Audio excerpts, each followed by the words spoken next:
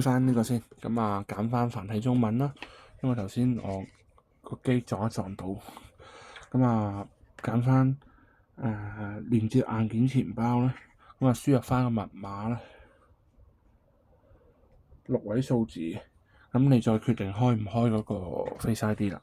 或者指紋啦，自己衡量方便性、安全性，咁就 X1啦，咁啊確定允許。下一步設定，開翻個藍牙啦。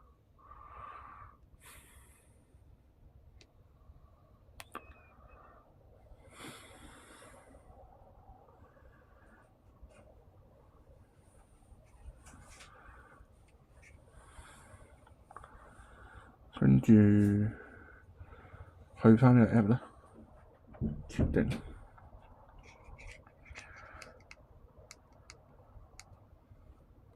咁啊，揀翻允許新嘅連線啦。跟住佢應該會搜尋一下嘅。咁啊，我嚟順便測試下呢部 X1咧，喺今日2026年3月13日嘅凌晨，去做一個激活，可以個電池用幾耐？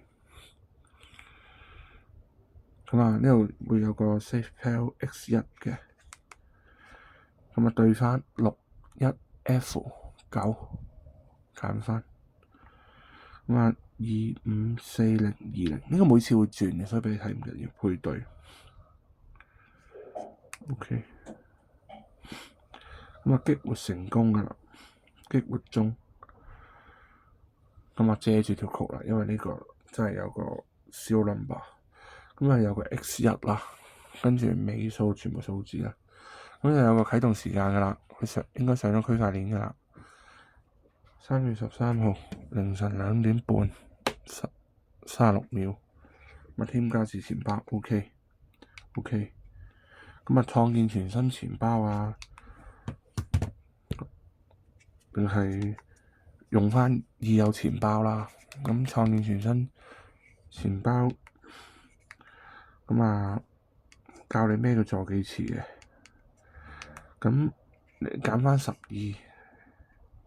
24、18，咁通常啲人揀翻24嘅啦，咁啊寫低佢咯，對翻咯，咁啊 OK， 咁啊第一個助記詞係咩咁我返回啦，因為我呢個熄機充電，聽日再俾多段片你哋，因為我就會用翻自己嘅 recover sheet 嘅啦，咁啊返回確定。